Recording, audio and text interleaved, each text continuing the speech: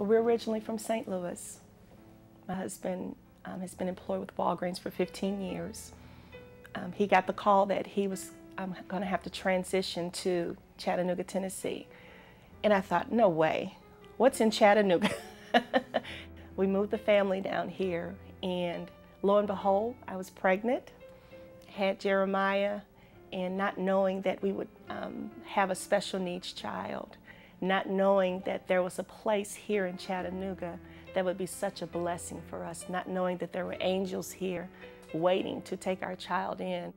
We went home, and the third week he stopped eating, and so I took him to T.C. Thompson, and there they diagnosed him with hydrocephalus because he developed seizures. He had a brain bleed. As we were going to leave the hospital, the doctors began to tell me what their prognosis was of his future. And they didn't give me very much hope.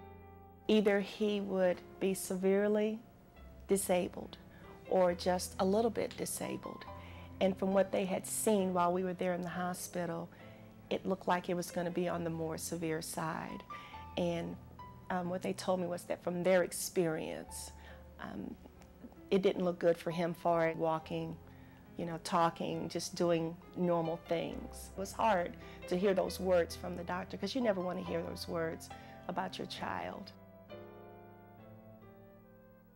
We were introduced to Siskin. When we got here, I was just so amazed just watching the teachers, the staff, and how they worked with the kids and loved on the children and nurtured the children, and how they took my child from me and how they loved on him. And I felt so comfortable with that. I felt comfortable in knowing that they would take care of him just like I would, teaching us not to expect too much too quick, teaching us to be patient, teaching us how to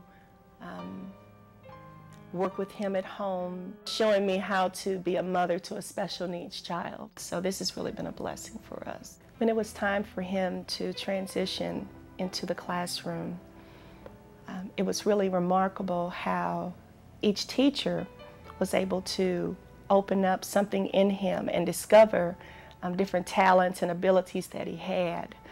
He learned structure, which was something he needed.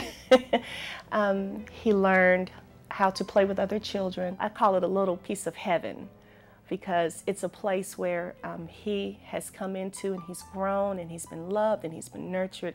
Everyone knows him. He knows everyone. He has achieved so many milestones. I'll never forget when he actually started to crawl. And when he took those first steps, we celebrated. We pulled out the balloons, the hats, because I had all that ready for that moment, and just videotaping and watching him, and he's been running ever since. I tried to prepare myself for graduation.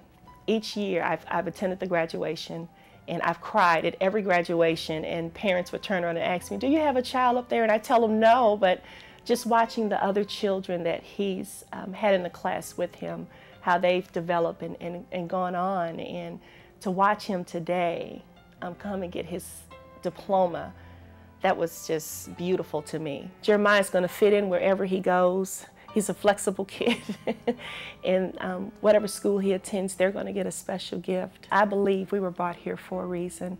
Didn't understand the reason 8 years ago, but now that we're moving on, I definitely understand what that purpose was. And one of the purposes was that we would come to Siskin because we would need this place and we would need the people. And Jeremiah would need this place and the place would need Jeremiah.